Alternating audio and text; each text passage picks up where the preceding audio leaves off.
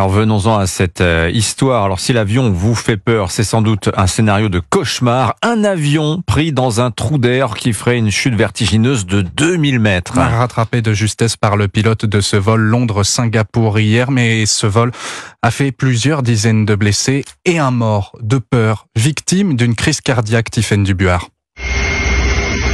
Le Boeing 777 vient d'effectuer un atterrissage d'urgence à l'intérieur, des plateaux renversés au sol, des pièces de la cabine arrachées et les masques à oxygène pendant au-dessus des sièges. Chez les passagers, les têtes sont entaillées et les visages abîmés. Et déjà, au pied de l'appareil, des sauveteurs s'affairent.